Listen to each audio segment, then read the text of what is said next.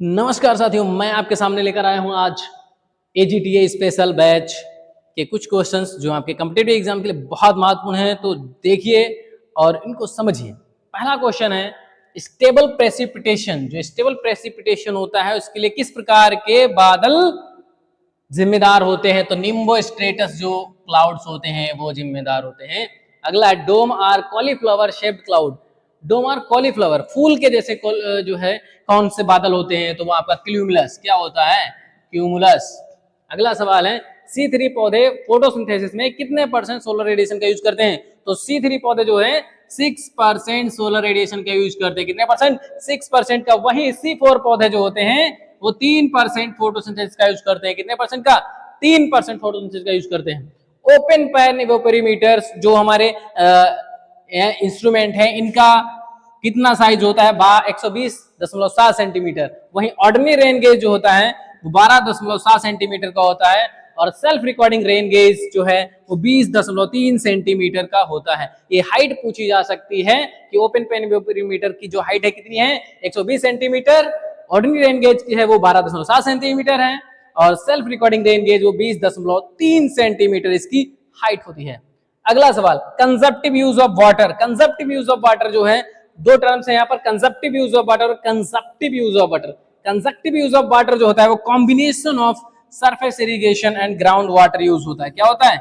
Combination of surface and ground water use होता है। जबकि कंजप्टिव यूज ऑफ वाटर पौधों के ऊतक बनने और प्लांट मेटाबॉलिज्म के साथ साथ इवोपरेशन में पानी की जो मात्रा यूज होती है उसे हम कहते हैं consumptive use of water. Consumptive use of water is equal to ET and water use in metabolic activity. Evapotranspiration में जो जल यूज होता है उसके साथ साथ जो मेटाबॉलिक एक्टिविटी में जल यूज होता है उसको सम्मिलित रूप से या कॉम्बिनेशन रूप से हम क्या बोलते हैं? Consumptive use of water. ठीक है भाई। अगला क्या? Crop water requirement. Crop water requirement is equal to IR irrigation requirement plus ER effective rainfall plus soil profile या सॉइल प्रोफाइल मॉइस्चर कंट्रीब्यूशन।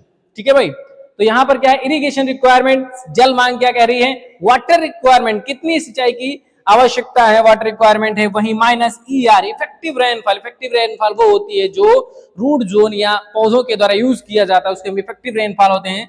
साथ ही साथ क्या होता है? सॉइल प्रोफाइल कंट्रीब्यूशन इसमें जोड़ दिया जाता है। तो ये फॉर्मूला आपका हो जाता है IR is equal to WR minus ER plus S। ठीक है। अगला क्या? इफेक्टिव रेनफॉल, वर्षा की वह मात्रा जो रूट जोन में स्टोर होती है। ठीक है, सीधी सी बात है, वर्षा की वह मात्रा जो रूट जोन में स्टोर होती है, ये कह सकते हैं जो पौधों के द्वारा उपयोग कर ली जाती है। आगे क्या कह रहे हैं?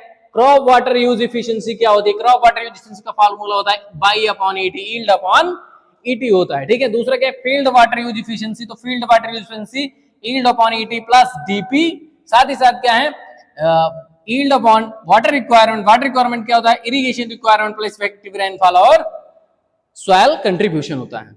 ठीक है। Cablegation is a modified method of, कैबिलिगेशन जो मॉडिफाइड मेथड है किसका है? फरो फ्लडिंग का है। किसका है? Furrow flooding. अगला सवाल क्या कह रहा है? Modified furrow of, modified form of furrow. तो ये आपका सर्ज इरिगेशन का होता है। किसका होता है?